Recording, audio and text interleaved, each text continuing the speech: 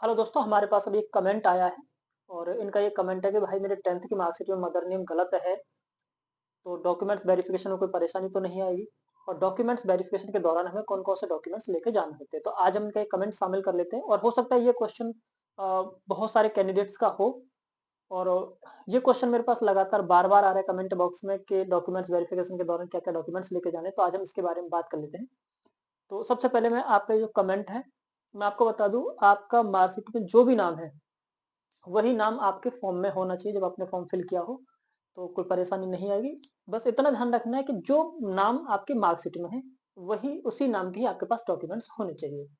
अगर मान लीजिए फॉर्म फिल करते टाइम अगर आपके फॉर्म में कोई नाम मिस्टेक हो जाता है, जो कि आपकी 10th की मार्कशीट से मैच नहीं होता है, तो उसके लिए करेक्शन के लिए भी टाइम दिया जाता है, तो वहाँ पे करेक्शन हो जाता है, जब आप फॉर्म फिल करते हैं तो।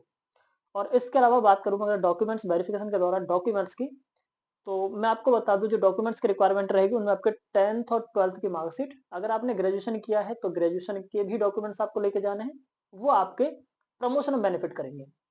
इसके अलावा अगर आपने किसी भी चीज़ का बेनिफिट लिया है, जैसे अगर मैं जनरल कैटेगरी की बात करता हूँ तो ईडब्ल्यूएस सर्टिफिकेट, अगर आपने ईडब्ल्यूएस का बेनिफिट लिया है तो उस डॉक्यूमेंट्स की रिक्वायरमेंट रहेगी। इसके अलावा अगर आप एससी या एसटी कैटेगरी से बिलॉन्ग करते हैं और आप उस चीज़ का बेनिफिट ले रहे हैं, तो आपको उस डॉक्यूमेंट्स की रिक्वायरमेंट रहेगी। इसके अलावा जो भी आर्मी से रिटायर्ड होते हैं, एक्स सर्विसमैन का जो बेनिफिट लेते हैं, उनके लिए उस डॉक्यूमेंट्स की रिक्वायरमेंट होती है। तो इन डॉक्यूमेंट्स की रिक्वायरमेंट रहेगी। इसके अलावा फोटो की रिक्वायरमेंट होती है डॉक्यूमेंट्स वेरिफिकेशन के दौरान।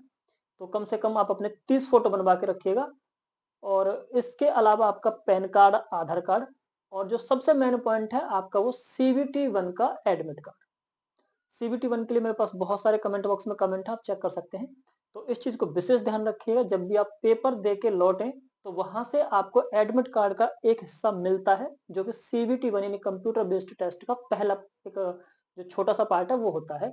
उस पे मोहर लगी होती है, तो उसको आप सँभाल के रखिएगा, उसकी रिक्वायरमेंट रहेगी।